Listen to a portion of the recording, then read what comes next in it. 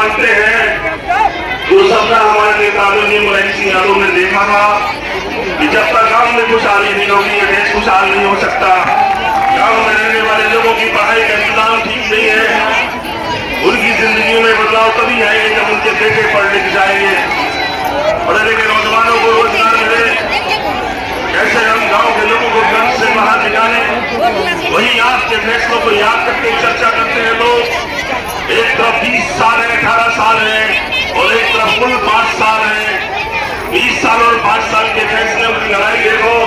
ये 20 साल में गांव में स्कूल नहीं बना पाए और स्कूल है तो मास्टर गायब है, लेकिन जब आप मुख्यमंत्री बनते हैं तो सबसे पहले गांव का स्कूल अच्छा बना देते हैं।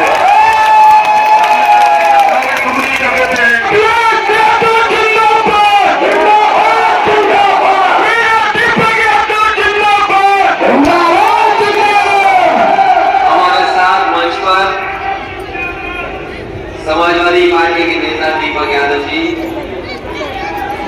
यहाँ की प्रत्याशी आदरणीय श्रीमती मीरा यादव जी,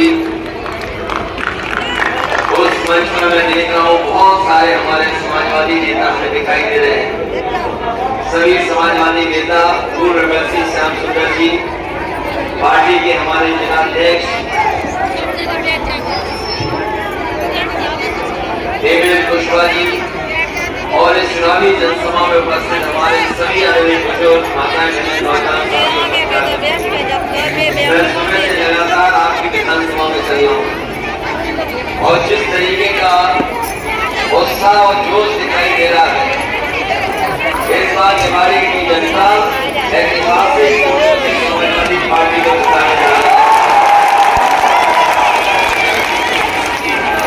वैसे तो मध्य प्रदेश के चुनाव में समाजवादी पार्टी ने किसी न किसी कोने देखा का हर बार समाजवादियों ने खाता खोलने का काम किया है और जिस समय परिस्थितियां बनी है, जो भी कदम आए सरकार बनाने के लिए, उसने सबसे पहले समाजवादियों को खोलने का काम किया है और समाजवादियों की सरकार बनाने का काम किया। लेकिन इस बार मध्य प्रदेश में मुझे दिखाई दे रहा है चारों तरफ जहां समाजवादी पार्टी के प्रत्याशी लड़ रहे हैं, इस बार समाजवादी पार्टी पहले से ज्यादा सीधे करके मध्य प्रदेश में ऐतिहासिक परिणाम लाया जा रहा है। कभी कभी कुछ दल हम लोगों के बारे में पूछते हैं कि समाजवादी लोग कौन है। कुछ लोग जिनकी उम्र ज्यादा है वो भूल जाते हैं कि किसको क्या पूछ रहे हैं। मैं उन्हें बताना चाहता हूँ ये समाजवादी पार्टी के नेताजी की बनवाई हुई पार्टी है, जो लाल टोपी पहन करके साइकिल को रुका देने का काम करती है। और मैं ये भी याद दिलाना चाहता हूँ कि तो वो समाजवादी लोगों ने बनाई थी, जिसके कारण प्रधानमंत्री सड़क पर उतर के हवाई जहाज लेकर के, आपने वो तस्वीरें वो वीडियो देखे होंगे। देश का सबसे भारी वाहन, एयरफोर्स का सबसे बड़ा वाहन, उसको सड़क पे उतारने के लिए अगर किसी ने सड़कें बनाई है तो वो समाजवादी लोगों ने बना कर। हम जानना चाहते हैं मध्य प्रदेश में अगर कोई एक सड़क बनी हो जहाँ हवाई जहाज उतर रहा हो तो बता दो, एक सड़क बता दो। और कितने साल से भारतीय जनता पार्टी के लोग जाने कितने वर्षों से हैं, लखनऊ से लेकर के दिल्ली तक सरकारें उनकी है, भोपाल में सरकार उनकी है, बताओ कहीं सड़क बनाई है जहाँ हवाई जहाज उतर जाता हो। और वो ऐतिहासिक सड़क हम लोगों ने 21 महीने में बना करके तैयार कर दी थी और सड़क को लेकर भी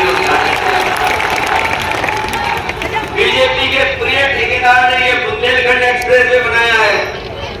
कभी जाओगे आप उस सड़क पर तो जो बचपन में कभी झूला झूला था वैसे झूलते हुए चले जाओगे।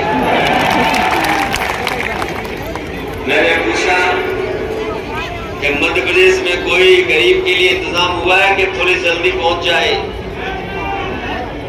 समाजवादी सरकार में उत्तर प्रदेश में हम लोगों ने ऐसा इंतजाम किया, अगर कहीं घटना हो जाती है कई तकलीफ परेशानी में अगर कोई किसान या गांव में रहने वाले उनके ऊपर संकट आ जाए तो वहां के लोग फोन मिलाते हैं, 15 मिनट में पुलिस पहुंचती है और मदद करती है। बताओ मध्य प्रदेश में कितने दिन में देर में पुलिस आती है।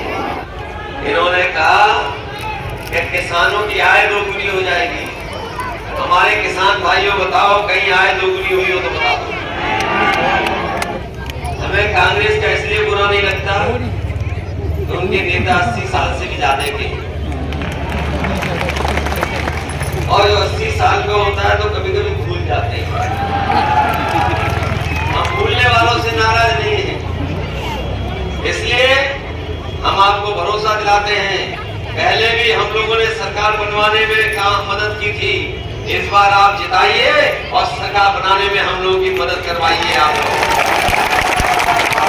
जिताएंगे, आप लोग ये मान के चले कि निवाड़ी सबसे अच्छे वोटों से जीत रही है।